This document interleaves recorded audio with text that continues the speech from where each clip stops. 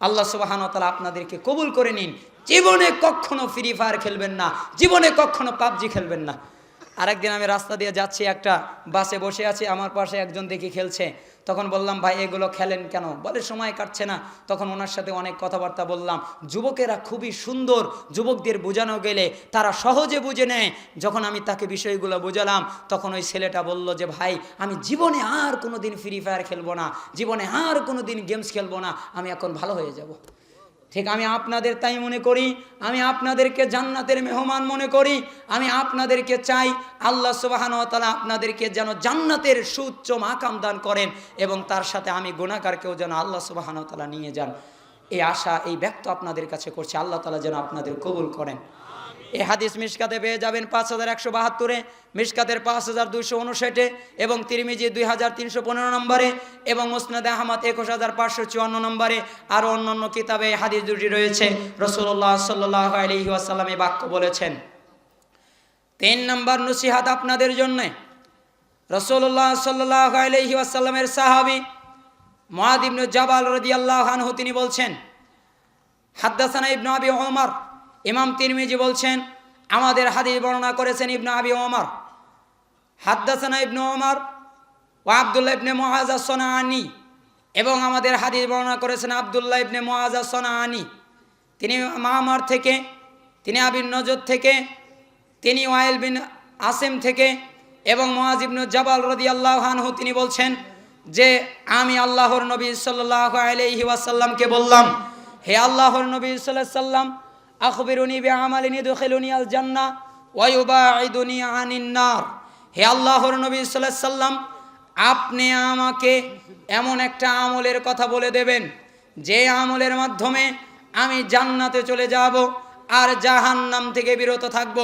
তখন রাসূলুল্লাহ সাল্লাল্লাহু আলাইহি ওয়াসাল্লাম বললেন, লাকাদ সাআলতানি আন আযীমিন ওয়া ইন্নাহু লায়াসিরুন আলা মা ইয়াসরাহুল্লাহু আলাইহি তা'বুদুল্লাহ ওয়া লা তুশরিকু বিহি শাইআ ওয়া তুকিমুস সালাহ ওয়া তুতিয়াজ যাকাহ ওয়া তাসুমু রমাদান ওয়া তাহজ্জুল বাইত। রাসূলুল্লাহ সাল্লাল্লাহু আলাইহি ওয়াসাল্লাম বললেন যে তুমি আমাকে গুরুত্বপূর্ণ, জটিল আর কঠিন বিষয়ে প্রশ্ন করেছ, তবে এটা তার জন্য সহজ যার জন্য মহান আল্লাহ সুবহানাহু ওয়া তাআলা সহজ করে দেয়। আর তা হচ্ছে এই, তুমি একমাত্র আল্লাহ তাআলার ইবাদত করবে, তার সাথে কাউকে শরীক করবা না, অংশীদার করবা না। তোমার সালাত হবে আল্লাহ তাআলার জন্যে, তোমার সিয়াম হবে আল্লাহ তাআলার জন্যে, তোমার হজ হবে আল্লাহ তাআলার জন্যে, তোমার ইলম অর্জন করা হবে আল্লাহ তাআলার জন্যে, তোমার আলোচনা শোনা হবে আল্লাহ তাআলার জন্যে, তোমার ব্যবসা বাণিজ্য হবে আল্লাহ তাআলার জন্যে, যা কিছু আছে সব আল্লাহ তাআলার জন্যে, তার সাথে কাউকে শরীক করবা না। তো যাই হোক, আমি হাদিসটা শেষ করছি না, সময়ের স্বল্পতার কারণে আমি বুঝতে পারিনি, অনেক সময় হয়ে গেছে। আমাদের সম্মানিত দিনী ভাই, অনেক বড় মাপের একজন আলেম শেখ আব্দুল্লাহ বিন আব্দুর রাজ্জাক, এবং আমাদের প্রিয় সম্মানিত শেখ আব্দুর রাজ্জাক বিন ইউসুফ সাহেবের আদরের ছেলে, বড় ছেলে, আল্লাহ সুবহানাহু ওয়া তাআলার পক্ষ থেকে তিনি এখানে এসেছেন। তার মুখ থেকে আপনারা কোরআন এবং সুন্নাহর বাণী শুনবেন। আমি ব্যক্তিগতভাবে একটু অসুস্থ, আপনারা আমার জন্য দোয়া করবেন।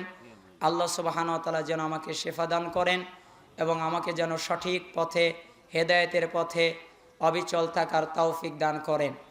আজকে আমি যেহেতু অনেক দেরিতে স্টেজে উঠেছিলাম, আজকে আমার নিয়ত ছিল ঈমান ভঙ্গের কারণ এবং শর্ত নিয়ে আলোচনা করার, তো আমি সময় মেনটেন করতে পারবো না।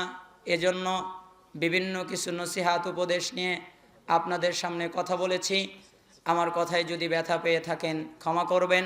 আর এখানে যদি নীতিবান বা সঠিক রাস্তা প্রাপ্ত কোনো কথা থেকে থাকে, তাহলে আপনারা উত্তম কথার উপরে আমল করবেন।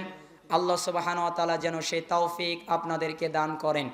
এই দাওয়া, এ দাবি রেখে এবং দোয়া চেয়ে আমি আপনাদের সামনে থেকে বিদায় নিচ্ছি।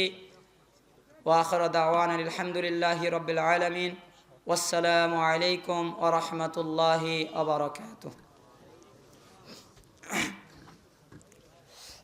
في القلب مشاعر أخفيها قد أشرقت الشمس عليها عن خطط لم أعبأ فيها ستكون بأيامي فرقا فحياتي قبل الحلقات تيه بضياع بشتاتي